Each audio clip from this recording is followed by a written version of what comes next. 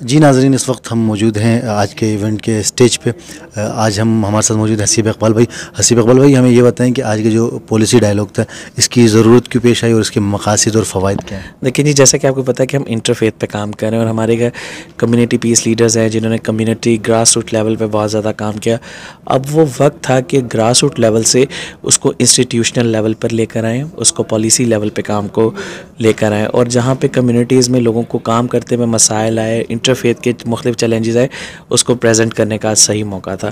تو ہم لوگوں نے یہ ڈائلاگ رکھنے کا مقصد یہ تھا کہ مختلف پارلیمنٹیرینز آئیں، مختلف گورنمنٹ کے ادارے جو انٹرفیتھ پہ کام کر رہے ہیں یا ہیومن رائٹس کے ادارے ہیں یا ہیومن رائٹس آرگنائزیشنز ہیں، ان کے سامنے کام کو پریزنٹ کیا جائے تاکہ جو ان کے مسائل ہیں اس کو کیسے حل کیا جا سکتا ہے، حل کی طرف جائیں، کیونکہ چیلنجز تو سب کو کام کرتے ہوئے آتے ہیں.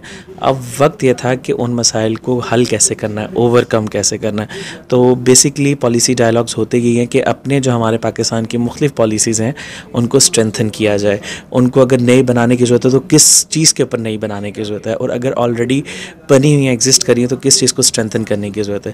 تو بیسکلی پالیسی ڈائلاگ اسی پر کیا گیا کہ جو انٹرفیتھ کے ہمارے مسائل ہمارے پیس لیڈرز کو آئے تو ان مسائل کو کیسے حل کرنا ہے، کون سی ایسی گورنمنٹ کی ایگزسٹنگ پالیسیز ہیں یا لاز ہیں یا لیجسلیشن ہیں جو اس کو مسائل کو کم کرنے میں ہماری مدد دیتی ہیں. جی آپ کا نام؟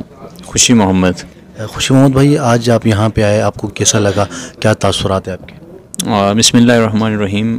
سب سے پہلے پیس اینڈ ایجوکیشن فاؤنڈیشن کا ہم شکریہ ادا کرتے ہیں کیونکہ یہ ڈفرینٹ اس طرح کے پروگرامز کو آرگنائز کر کے لوگوں کو اکٹھا کر کے، یعنی لوگوں کو اکٹھا کرنے سے مراد یہ ہوا کہ ڈفرینٹ مسالک کے لوگ اور ڈفرینٹ مذاہب کے لوگوں کو اکٹھا کر کے ایک امبریلا کے نیچے بٹھا کر ان سے مختلف قسم کے تاثرات لیے جاتے ہیں.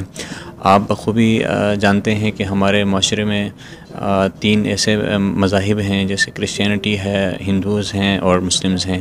ان سب کے تاثرات کو لے کر مطلب پیس پھیلانا، امن پھیلانا، کہ مطلب ہم ساتھ رہ کر کس طرح چلتے ہیں. آج کا جو پروگرام کا بیسک موٹیو جو تھا پالیسی ڈائلاگ اور انٹرفیتھ کا تھا، تو بہرحال ہم پیس اینڈ ایجوکیشن فاؤنڈیشن کے مختلف مواقع مختلف پروگرامز میں ہم جاتے ہیں اور یہ ہمیں سیکھنے کو ملتا ہے کہ امن کو کس طرح پھیلایا جائے.